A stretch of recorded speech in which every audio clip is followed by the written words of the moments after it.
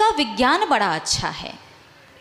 सबसे पहले तो आपको ये पता होना चाहिए कि जो मेहनत करके अपने खून पसीने की कमाई को खर्च करके आप द्रव्य लेकर के आते हैं, जैन धर्म में भगवान को ना तो भोग लगाया जाता, ना अपने भगवान भोजन करते हैं। सारी की सारी द्रव्य मंदिर के माली के पास जाती है।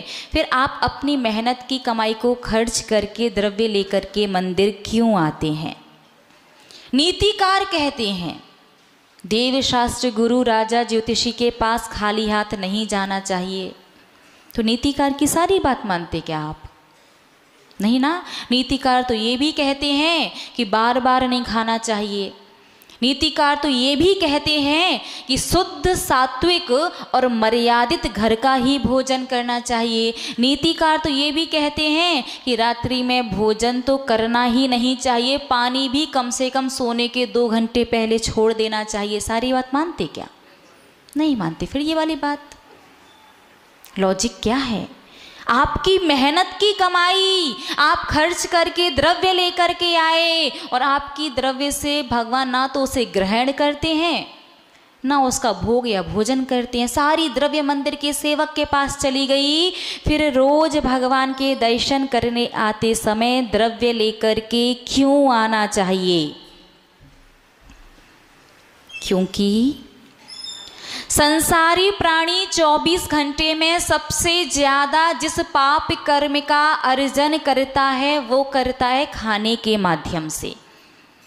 दिन भर खाता है, रात भर खाता है, भक्ष्य खाता है, अभक्ष्य खाता है, जब तक सोता नहीं है तब तक खाता है और सो करके उठ के सबसे पहले खाना शुरू कर देता है।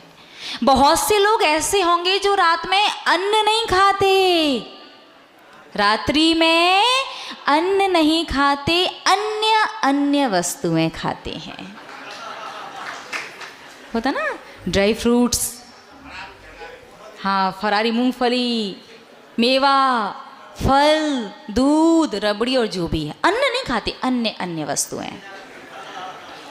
तो 24 घंटे में सबसे ज़्यादा संसारी प्राणी खाने से संबंधित पाप कर्म का बंध करता है। धर्म स्नेही महानुभाव, आप जो एक मुट्ठी द्रव्य लेकर के आते हैं ना, उस द्रव्य से 24 घंटे में खाने के द्वारा बांधा गया पाप कर्म धुल जाता है, इसलिए द्रव्य लाते हो। ध्यान रखना, ये मत सोचना कि हमारे द्रव्य चढ़ाने से माली का परिवार पलता है, गलत फहमी है आपकी। तो क्या एक मुट्ठी द्रव्य से सारा पाप? क्योंकि पाप तो इतना सारा और द्रव्य कितनी? एक मुट्ठी, वो भी किराने वाले को पता होता। जैन साहब आए हैं, चावल मांग रहे हैं, कौन से चाहिए? सब अनुभव से बता रहे हैं, ये तो पक्का है। पहला प्रश्न भी वो किराने वाला यही पूछता, मंदिर के या खाने वाले, कौन से वाले चाहिए बता दो भैया। तो द्रव्य से पूरा पाप नहीं धुलता, द्रव्य से धुलता है सिर्फ 16% पाप। 84% अभी भी बाकी है। वो 84% किससे धुलता है? वो 84% पाप धुलता है हम कैसे भावों से द्रव्य लेकर के आए हैं। हम एहसान के भावों से तो नहीं लाए कि भगवान शुक्र मनाओ, द्रव्य लेके आते, खाली हाथ नहीं आए।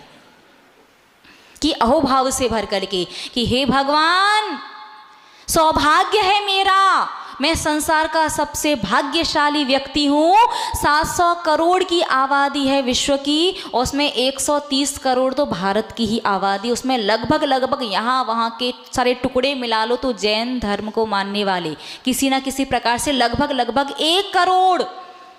उन 1 करोड़ लोगों में भाव बनते होंगे 2, 4, 10, 20 लाख लोगों के कि मुझे मंदिर जाना है। 10-20 लाख लोगों में से 2, 5, 10 लाख लोग हैं जो आपके पास आते हैं, और उसमें से 1-8 लाख लोग हैं जो द्रव्य लेकर के आते हैं, और उसमें से 50-60 हजार ही ऐसे होंगे जो अहोभाव से भर करके लाते होंगे। मैं उसमें से एक हूँ। तो आप जैसे भावों से द्रव्य लाते हैं, उसी प्रकार के भावों के द्वारा आपके पास आता है 100% पुण्य, और उस पुण्य में से पहले क्या माइनस होगा? 16% क्यों होगा? 84% बचा था ना पाप। 84% जो खाने वाला पाप बचा था, उस पुण्य में से पहले 84% पाप का हिसाब किताब बराबर हो गया। अब आपके पास क्या बचा? 16% पुण्य। मतलब कमाल करते हैं आप लोग, बनिया है पूरे पक्के।